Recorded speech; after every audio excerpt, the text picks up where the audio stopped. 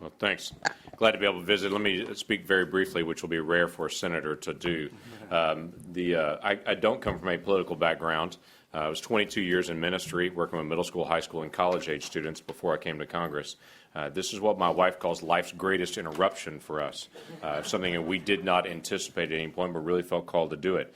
Served 4 years in the House of Representatives. Marlin and I actually came in the same class in 2010. And so as walking into that was a sense of engaging. You learn initially the House rules, and the House rules function like almost everything else in life. If you have the majority, you're the majority, you do what you want. We came in and established a new majority. That was a very exciting time to be able to watch the gavel shift. We're in a majority time period, and it functioned very similar to everything else I'd seen. 2014, I ran for the United States Senate, won the Senate, and you walk into an entirely different world. To show you how far and how deep that this really goes, my wife and I and our two daughters, I have daughters 15 and 19, the weekend before I was sworn into the Senate, we came up a few days early and thought one of the best things that we could do as a family was to quietly drive up to Philadelphia and go to Congress Hall just as tourists, to be able to walk through Congress Hall and to be able to be there. And we went through the Independence Hall. We went downstairs in the House area where I had been before, but I'd actually never been upstairs in Congress Hall, to the upper chamber. And in Congress Hall from 1790, and it's all set up like it was in 1790 to 1800 where Congress met there, downstairs is wooden benches, fireplaces in the corner, very open wooden floors, very simple, straightforward. You take the staircase upstairs to the Senate chambers. It is a hand-done carpet with the brand new national symbol in it, beautiful draperies and chandeliers scattered around each individual desk that look just like the desks we have in the Senate now. And you realize in 1790, these were two different bodies. And it reinforces to you again the differences in the founding. What Madison always said was this was going to be a place of distinction and debate. That cooling saucer, as George Washington announced it at the earliest parts, is still there and still functioning. Now, the problem is we've had a breakdown in how we actually operate day to day. We should make it hard to pass a law. We are a nation where the states should pass the majority of the laws, not the federal government. If we have a system where the House and the Senate look alike, they react the same way, and it's a very efficient process to make a law. But this should not be about efficiencies of cranking out multiple bills.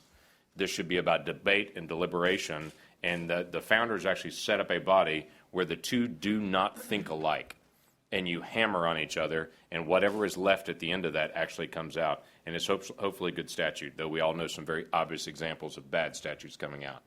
So the hope is that we can actually continue to still work this system. I think we've lost some of the constitutional passion on this, but it can be regained, and I hope we can get a chance to talk through some of that as well. So thank you, Senator. Okay, great. A lot to talk about. Representative DeSantis brought up the idea that Harry Reid is kind of subordinating the institution to political partisanship. I think that's very clear. What are some areas that each of you would suggest are ways that we can kind of unpeel that onion? And I think that it's going to be difficult because when you say Republicans get the Senate next year, it's going to be hard to kind of willingly divest yourself of some of that power if we have a conservative in the White House as well. Maybe we could start with Senator Flake. You could talk a little bit about the Article 1 project that you all are launching. I think that kind of speaks to this, and then others can chime in. Right. Well, the Article 1 project, which we launched today, that's an initiative really thought up by people like Mike Lee and Jeb Hensarling and myself and a few others, and we launched it today, basically with the notion that Congress has ceded a lot of territory to the executive branch over the years, whether it's Republicans in the White House or Democrats. It's been kind of a nonpartisan thing in terms of pushing authority toward the White House, and what we're looking for is ways to reinvigorate and to get back to the constitutional balance that we had in the beginning. And a lot of that has to do, obviously, with fully exercising the power of the purse. And we even before the more recent behavioral issues that we've had in the Senate over the past decade, we were ceding far too much authority. And I would submit that it's not just on some of the spending items, it's on some of the other issues as well. We haven't authorized this president for the campaign against ISIS. We've simply said, there's the the old AUMF, or Authorization of Use of Force, from 2001, that's sufficient, I think, as conservatives. And as Republicans, we ought to say, no, that's our prerogative, and we ought to take the initiative. But certainly on the spending items, if you look at the Federal Register, which was printed Monday through Friday, has anywhere from 100 to 1,000 pages a day, 4,000 new regulations every year, 2,700 new proposals for regulations. And most of them just move right on without any congressional approval up or down. And we've got to grab hold of that again, and that's what the project is all about. Great. Anyone else on that one? Well, if there's a Republican president, I mean, there are going to be certain conservative things that individual can do through the bureaucracy if they want to. And I think where the rubber meets the road for guys like us is if they're pursuing your policy interests in a way that's not really consistent with the constitutional design. Are you going to choose your oath of office over your ideology and your political desires? And I think guys up here probably would do that, but it's not easy to do that.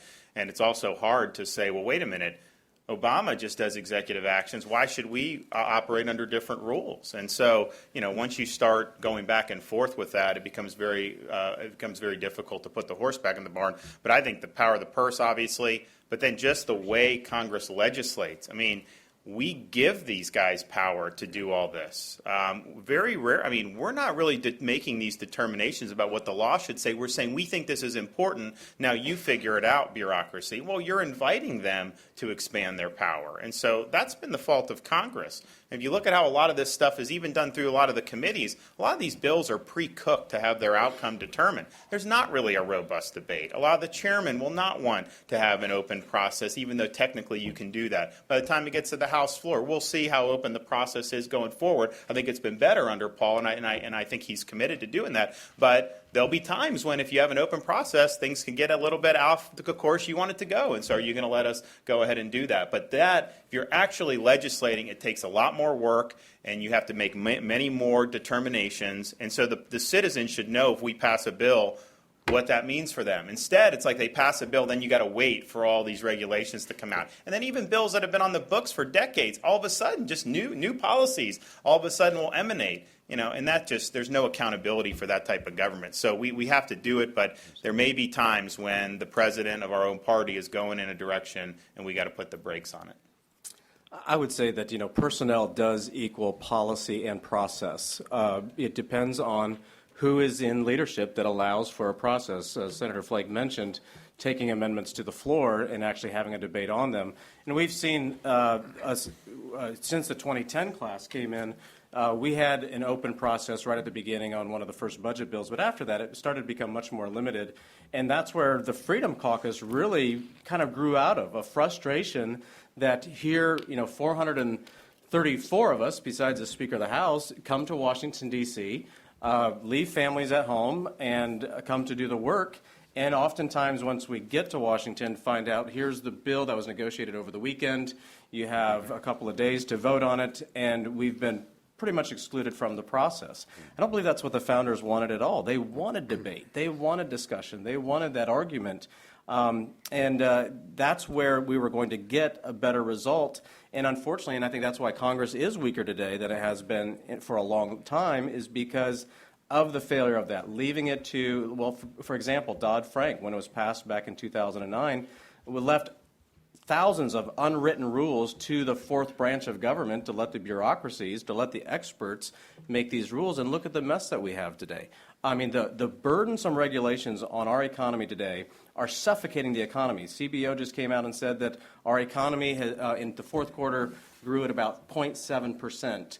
And we continue to go downward rather than a growing economy, which is also hurting our budget. So having an open process, and the Freedom Caucus was really behind that, and being a member of that, and also being a member that voted against John Boehner as Speaker, because I felt that the process wasn't open enough. It wasn't personal. It was about process.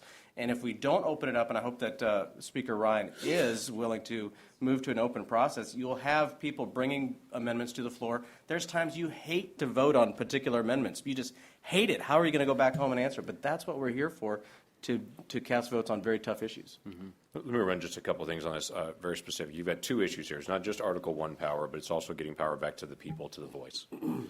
That's part of what we've lost, is that people have lost their voice, and they feel like no matter who they elect, when they get to the Senate especially, nothing changes because you have this 3/5 rule to actually open up debate that's being used. So if you have to have 60 to even debate something, they would say, why don't you even debate this? Run over them. You're in the majority. Just go attack it and do it. And you realize you can't. Based on the basic functioning of the Senate, you can't even open this up for debate. The Planned Parenthood bill is a good example of that. The first week of August, that was my bill that we actually brought to the Senate floor. We brought it out there. We had 55 votes. We literally cannot open it for debate. That looks like that would be an obvious thing to be able to do. That is a process issue in the basic functioning. I am a firm protector of the filibuster, but I think the filibuster is used when you are what it was designed for originally and what it was set up for at the very beginning. In 1917, when it was put in place on the cloture motion, it was designed to be set up to say when it's time to end debate, we all agree it's time to end debate, we end it. Now we have this motion to proceed fight that we can't even debate something. There are 260 votes. Most people don't know this. There are 260 votes on every bill, to get on it and to get off of it. There's no reason to have it on the beginning in the way it's currently used. Have it at the end, protect the power of the minority as we do, but let's get on it and let's debate it. Let's take those hard votes. Let's actually get amendments out there, because most of those as conservatives, we know we're right, don't we? We're going to win the argument if it actually gets to the floor and we actually debate it, and other people will nod their head and go, okay, I'm embarrassed, I'm going to vote for this. I don't want to do it, but it's the right thing to do, and we'll win the argument. So we've got to be able to get to that point. We have to deal with judicial issues as well. In 1984, there was a Supreme Court decision called the Chevron decision. That Chevron decision made a decision when a law is ambiguous, who gets the ability to be able to interpret it? Is it the courts? Is it the legislative branch? Is it the executive branch? In 1984, in the Chevron decision, the courts determined the executive branch are the experts in that area. They get deference to interpret where the law is ambiguous. Our frustration with the president right now circles around, he's going back and taking old laws, 20, 30, 40 years old, reinterpreting them in brand new ways, and the courts are giving him deference to continue to do that. Until we correct that Chevron decision, we're going to continue to fight the courts, which keep deferring. So we're putting out vague laws. The courts are giving deference to them. That combination, the two, continues to accelerate the power of the executive. We have to solve that. Our office is actually working on real solutions to solve the Chevron deference issue, because if we don't get that back, we don't ever get ahead of the stack. Very good. I'd like to open it up to questions here and just make one quick observation. I think what you're saying about the power to the people is tremendously important for this conversation. It reminds me of what I think was one of the best examples of cross-collaboration between the chambers over the last decade. And that was on the earmark fight that Senator Flake referenced earlier. I mean, that was a remarkable, remarkable victory for conservatives, but it happened because members of the House and members of the Senate were frequently playing off one another, and they were playing off one another to go over the heads of Congress, to go over the problems with the process in Congress directly to the American people. There was an entire online movement of bloggers, I don't know if you remember it, called Pork Busters, that grew up out of that, and they all became famous bloggers and are doing different things now. That movement launched lots of people's political careers. Jim DeMint became a figure during that movement. You became a figure during that movement. Senator Coburn became a figure during that movement. And that was all because of the two chambers working together and going over the heads of Congress. And we always say here at Heritage Action, we always use that Milton Friedman quote, that what we're trying to do is we're trying to create he said what we need to do is create a climate of opinion so that the wrong people do the right thing. And that's what we're trying to do, and that's what the kind of cross-collaboration between the two chambers can do, and I think that was a great example of it. Let's go to questions. Yes, sir, right here.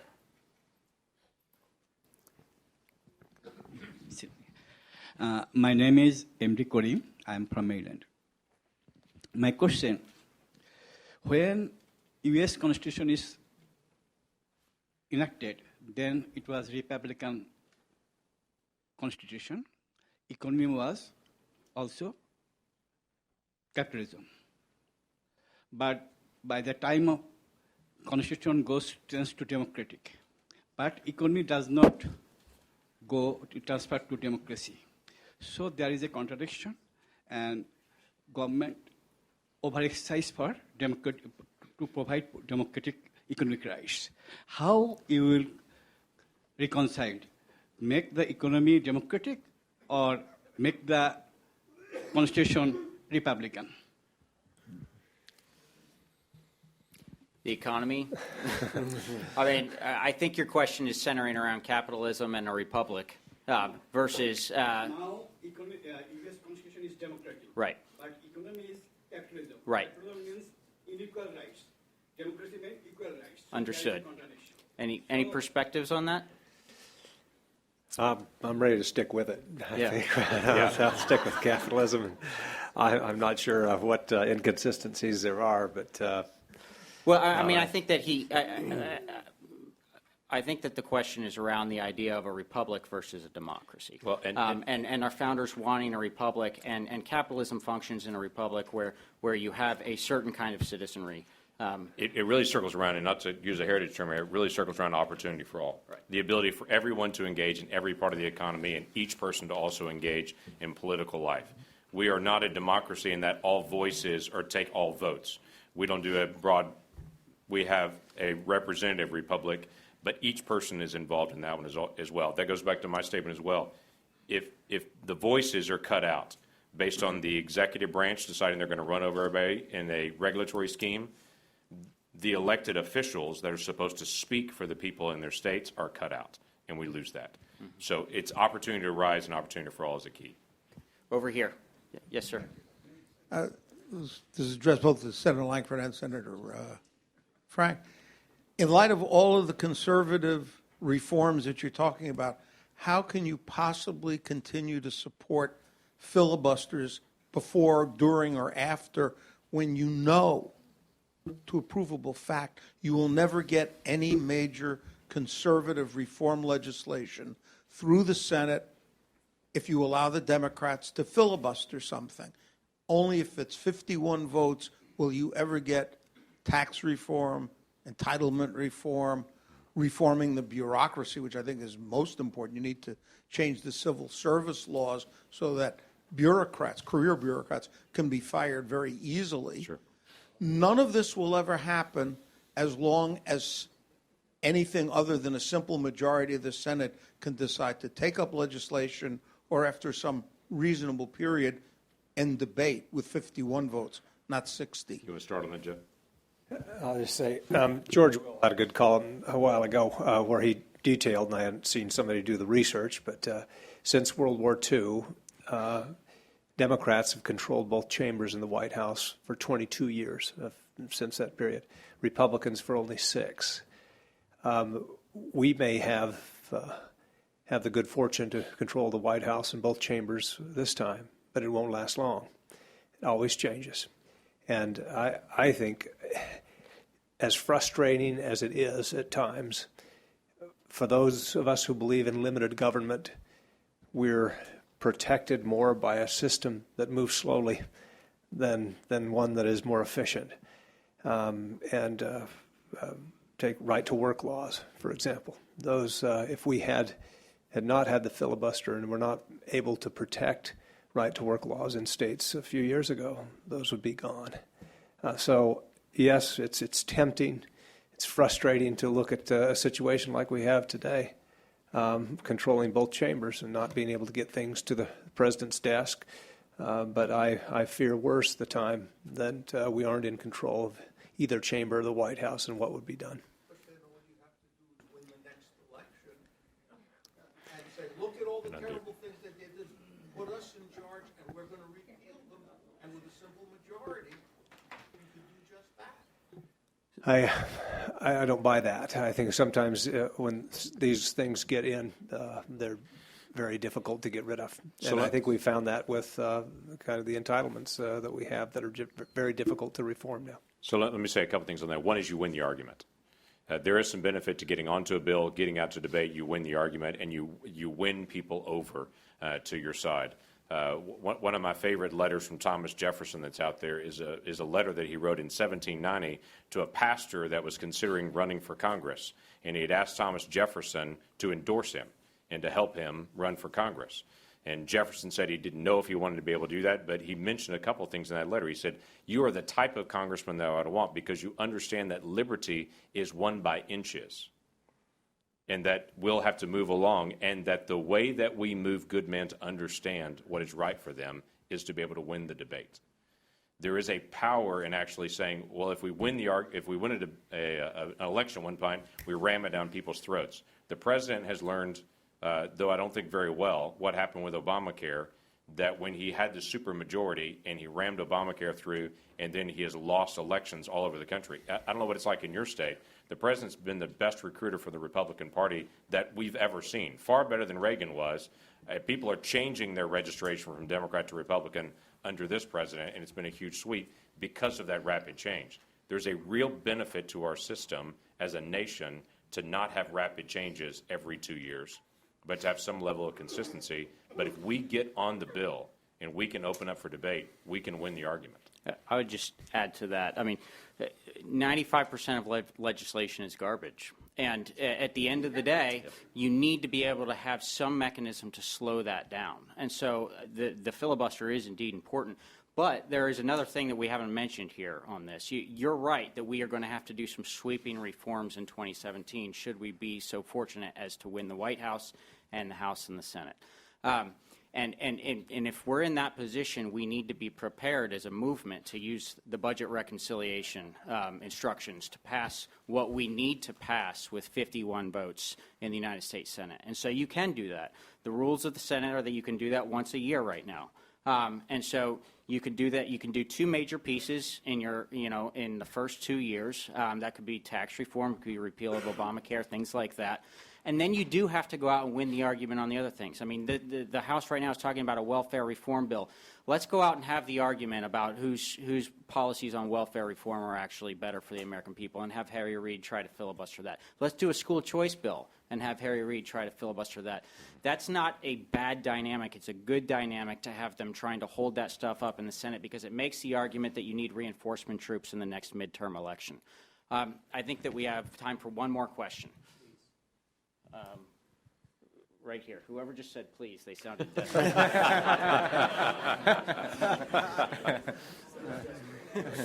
Senator, thank you for the Chevron comment.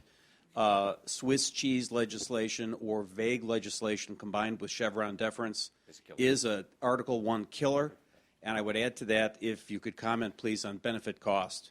The regulation can't be just the wicked witch of the West waving the regulatory wand by the agencies.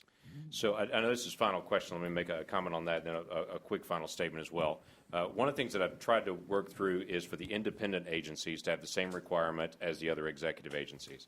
One of those key areas is the benefit cost analysis. If they're not required to do it and they don't have to live by the formula, and their formula of how they determine that isn't public, which is the other one, they'll say, well, we determine the cost benefit, but you can't see all the background formula. It's proprietary. This university did it, or this individual, and you just can't see it. Hogwash. Okay, this is, again, a nation of the people, by the people, for the people, and if the people can't face their jury, and at this point their jury is their regulator, then we've lost everything. So it's extremely important that is applied to independent agencies as well as other executive agencies, and that we know how it's figured. Now, all of these guys on this platform all talk about those regulations having to come back through Congress. Multiple different formulas to do that. Let's find several that work, and let's get them passed. And it will be a fight. Liberals on their face prefer Article 2. Why they run for the Congress, I have no idea. But their preference is always the presidency, and they want a single executive to make that decision. So they default constantly to say, that's not us, that's somebody else. I don't know if it's because it's easier and they can say a regulator did that, not us, or whatever it may be, but it's a major issue. But I would say in one final closing comment, as conservatives, we have to push solutions. When I'm at home sitting with some guys at breakfast, I can complain about problems. Up here, we have to solve it. And we can't just say it's hard, it's difficult, and so there's nothing we can do and gripe and just shoot at each other. Conservatism should be defined based on ideas and solutions, not volume and tactics. And my fear is we're starting to define conservatism based on volume and tactics rather than ideas and solutions. We will win these arguments on regulatory issues when we bring ideas and solutions rather than just volume and tactics. Gentlemen, we're a few minutes over, and so I want to thank the panel. Please join me in thanking the panel.